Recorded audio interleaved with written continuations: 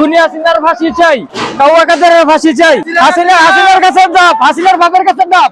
দেশের যে এত বছর স্বৈরাচার, এটা যে ধ্বংস হয়েছে, এটাই আলহামদুলিল্লাহ, এটা সবার জন্য এরকম হয়। আর পরবর্তীতে যেন আর কোনো এরকম না আসে আমাদের দেশে। 16 বছর 17 বছর যেন মানুষের ভিতরে ভিতরে একটা ক্ষোভ, এটা তো স্ফুটিত হয়েছে। অবশ্যই বিচার চাই, অবশ্যই বিচার চাই।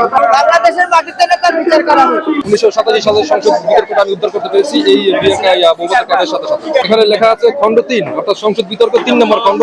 এর আগে আরো দুটো খণ্ড ছিল, সেটা আমি উদ্ধার করতে পারিনি, হয়তো অন্য কেউ নিয়ে চলে গেছে। এখানে বাংলাদেশের জাতীয় সংসদ অর্থাৎ 2087 সালে যে সংসদটা পাস হয়েছিল বিভিন্ন খণ্ডে খণ্ডে, এর একটি খণ্ড উদ্ধার করতে পেরেছি। এটা একটা বৌবাতের অনুষ্ঠানের কার্ড পাওয়া গেছে। অনুষ্ঠানে আপনার তিনি ছিলেন শাহাবুদ্দিন, মিস্টার শাহাবুদ্দিন গাজী। উনি 15 জানুয়ারি 2022 তারিখে অনুষ্ঠান করেছেন এবং এর সাথে সাথে আমি সংসদ বিতর্ক 1927 সালে যেটা উদ্ধার করেছি।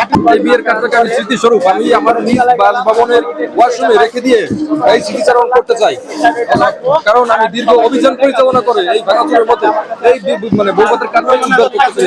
আমি বিয়েটা খেতে পারিনি, আমি এসে বিয়ের কার্ড উদ্ধার করতে পেরেছি। স্বৈরাচারের যে একটা ফলাফল, এটা আমি প্রকাশ করতে চাই এবং নিজ বাসভবনের টয়লেটে টাঙিয়ে রেখে দিতে চাই। রাতে আসছিলাম, আগুন টাগুন লাগানোর পরে সকালে রাতে আমি বাসায় গেলাম। তারপর সকাল থেকে আমি এখন পর্যন্ত এখানে আসছি। বাসায় যাওয়ার সময় আমি একটা ইট নিব আর হচ্ছে টিকার কার্ডটা নিব। ইটটা নিয়ে আমার বাথরুমে রাখবো আর এটাকে আমি ওয়াশ করে একটা কাঁচের গ্লাসের মধ্যে ফিট করে আমার স্মৃতি হিসাবে রাখতে চাই। কারণ এখন যদি ওটা না রাখি, এটা যদি না রাখি, তাহলে আমার মনে হবে না যে বাংলাদেশে শেখ হাসিনা ছিল। ঐতিহাসিক বাড়ি ছিল শেখ হাসিনার, আমাদের না। স্বৈরাচারের বাড়ি ছিল, যারা আওয়ামী লীগ করছে তাদের হচ্ছে ঐতিহাসিক বাড়ি। তো আমরা হচ্ছে আমাদের বেগম খালেদা জিয়ার বাড়িও ওরা নিজের বাড়ি থেকে শেখ হাসিনা অত্যাচার করে তাকে বের করে দিয়েছিল এবং বাড়ি ছাড়া দেশ ছাড়া করেছে। তো এখন আমরা শেখ হাসিনা সরাসরি থাকলে আমরা তাকেও দেখাতে পারতাম। এই অন্তর্বর্তী সরকার জনগণের আকাঙ্ক্ষা পুরোপুরি ভাবে ধারণ করতে পারে নাই, এই কারণেই জনগণের এই ক্ষোভের প্রকাশ।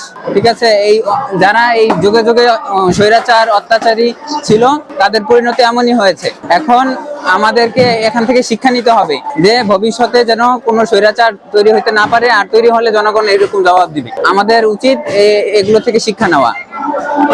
আর সরকারের কাছে দাবি থাকবে এই স্বৈরাচার এবং স্বৈরাচারের দোষরদের যাতে যথাযথ শাস্তি নিশ্চিত করা হয়, বিচারের আওতায় আনা হয় এবং তারা যেন কোনো ধরনের অপপ্রচার, অপচেষ্টা, দুর্নীতি ইত্যাদি করতে সুযোগ না পায়।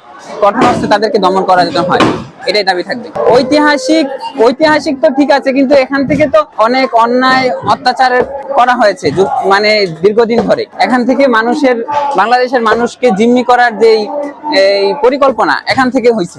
তাইলে এটা এখানে ঐতিহাসিক তো সবকিছুই ঐতিহাসিক, ঠিক আছে, কিন্তু এখানে এটা যদি আপনার মূল্য না থাকে, এটা যদি মানে ন্যায়সঙ্গত মূল্য না থাকে, ন্যায়সঙ্গত কাজ না হয় এখান থেকে, তাহলে ওইটা তো ঐতিহাসিক মূল্য থাকে না।